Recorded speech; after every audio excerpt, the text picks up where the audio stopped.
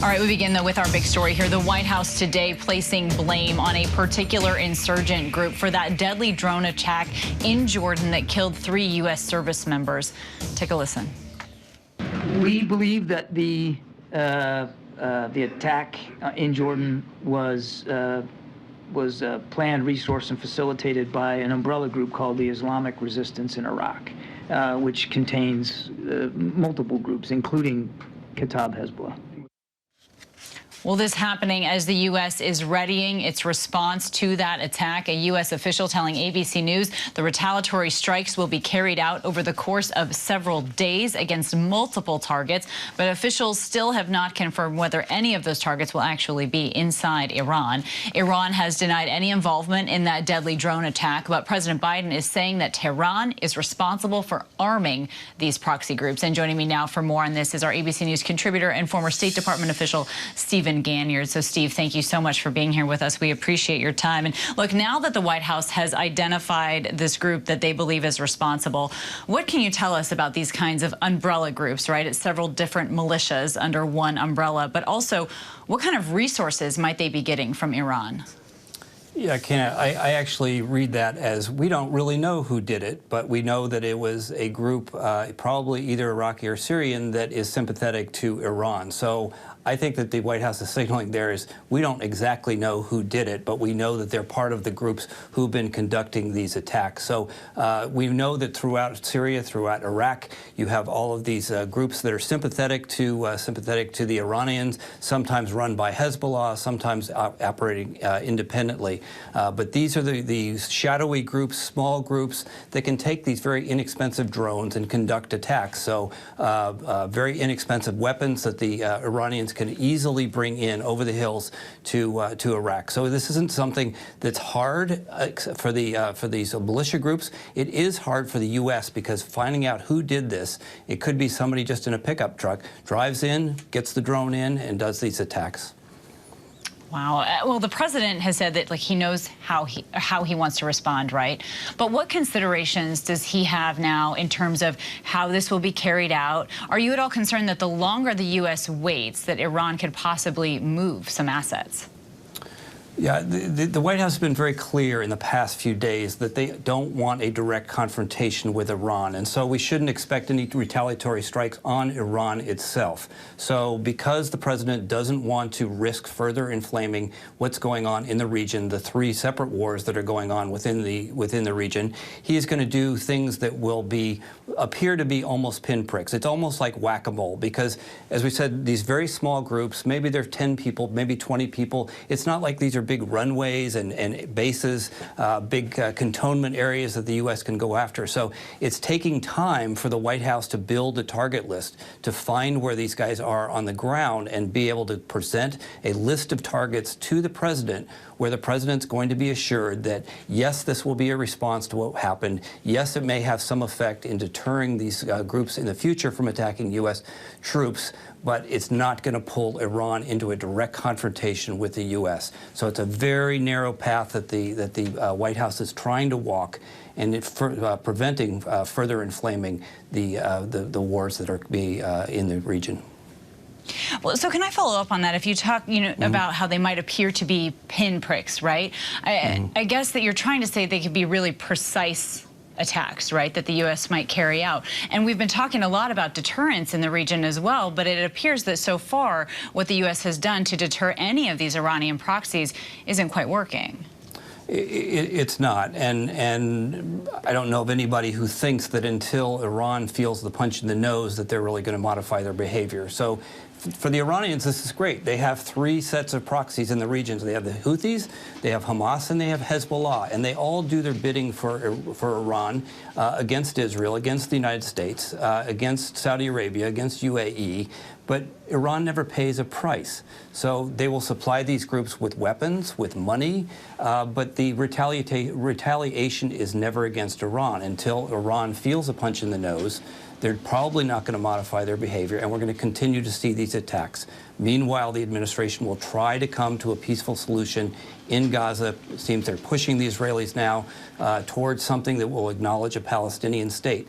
It seems to be the hope within the White House is that if we can just calm down things in Gaza, that all these other things like Hezbollah up in Lebanon and the Houthis down in Yemen, all that will calm down as well. And in the meantime, they're trying not to escalate the fight either with Hezbollah or with Iranian proxies in Syria or Iraq. Can I ask you a specific question about this drone here? ABC has some reporting from officials that this one-way enemy attack drone approached the base around the same time as a U.S. surveillance drone, which caused confusion and prevented the U.S. from deploying air defenses. So how does a mistake like that happen? Do you think that it's possible this enemy drone perhaps followed the U.S. surveillance drone back? It's possible, Kana, but also think this is 300 people in this godforsaken place in the middle of the desert, and they're having to essentially defend themselves. It was the middle of the night, so you have things like, was there human error, was fatigue involved? But also think about the person on the base that may have been running a surveillance mission with that drone may have not been talking to the person on the base who was responsible for the defense of the base. So perhaps the person in the defense of the base says, oh, I know the guy over there, he's running this mission, I'm expecting this drone to come back. So it's not hard to understand how this might have happened. Yes, probably human error, tragic human error. It was essentially a very lucky shot by these Iranian proxies. So tragedy, but you can also see that there was some human error involved. All right, Stephen Gagnier, thank you so much for your analysis. We appreciate it. I want to bring our big story now to our panel. So joining us here today is our ABC News contributor and SiriusXM radio host Mike Muse, along with our ABC News political contributor and senior editor at The Dispatch, Sarah Isker, ABC News contributor and former 2016 Clinton presidential campaign official Amanda Renteria, and ABC News national security and defense analyst Mick Mulroy. So thank you all for being here with us. I know you just listened to that conversation, so Mick, I'm really curious for your thoughts on a couple of things here. First and foremost, in terms of response from the United States, pinpricks, as he described it, is that going to be enough? Is the U.S. going for something that will only, create deterrence to Iran, or are they going to try to send a bigger message? Okay, now I think it's clear that our responses to date have not caused deterrence. So I think we'll likely see a more substantial and unambiguous retaliatory strikes in multiple areas, pinprick in the sense that they'll try to avoid, of course, civilian casualties, but hopefully they will go after Iranian assets, not in Iran, but there's plenty of them. There's plenty of these assets in Syria. So the IRGC works side by side these groups in Syria and Iraq, like Kataib Hezbollah, and actually provide the type of drone that was used to attack our base and killed our soldiers. So I do think we will see something more substantial. It likely will not be in Iran, so it doesn't escalate, but it does have to send a clear message that this is completely unacceptable and it needs to stop. In terms of other Iranian proxies, right, we have also talked about the Houthis here today, and we have talked about the imminent threat that they're posing there in the Red Sea, especially now to U.S. aircraft. As of today, they also launched a missile that came within just a mile of a U.S. ship. That's the closest they've come to a destroyer since the Houthis began their attacks in mid-October. So, Sarah Isker, I say all that to ask you now, again, about what the U.S. is doing in terms of trying to quell this situation and retaliate in a way that is going to try to get these Iranian proxies to stop what they're doing. Are people worried about the weakness, perhaps, that the U.S. is showing? You have to look at this from a much larger standpoint as well. Russia, Iran, North Korea, China, these are the destabilizing forces in their own regions. The United States, for the last 80 years, has projected peace through strength. It has worked incredibly well, actually, if you look at the, death toll of civilians around the world and how it has gone down.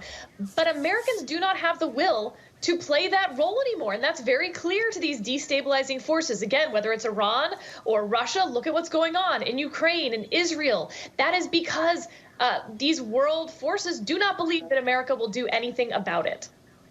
And now is the chance, right, to respond with force as necessary. Amanda, in your opinion, do you think perhaps Iran might be baiting the U.S. into a war while hiding behind these proxies?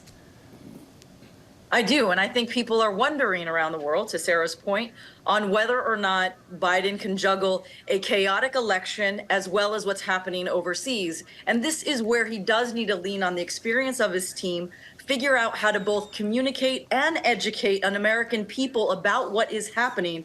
To Sarah's point, I think there isn't necessarily the stomach for being what the United States might have been.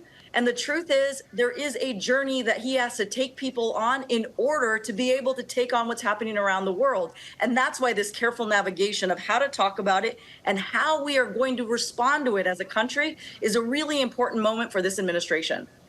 It certainly is an important moment. And Mike, I'd love to give you an opportunity to speak on that. And also, you know what Sarah said about the United States promoting peace through strength over all these years. Is that at risk?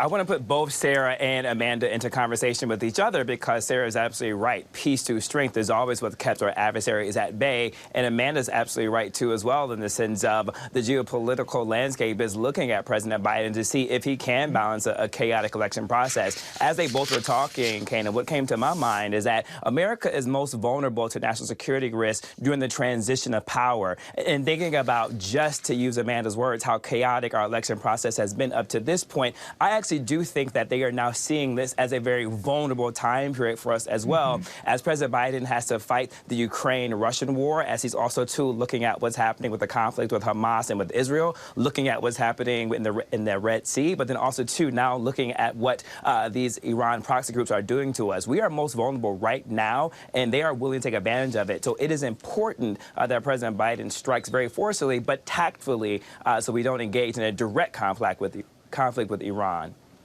And certainly, and right then, not to mention what's going on at our own southern border during this time as well. Mike, Sarah, Amanda, and Mick, our thanks to all of you. Hi, everyone. George Stephanopoulos here. Thanks for checking out the ABC News YouTube channel. If you'd like to get more videos, show highlights, and watch live event coverage, click on the right over here to subscribe to our channel. And don't forget to download the ABC News app for breaking news alerts. Thanks for watching.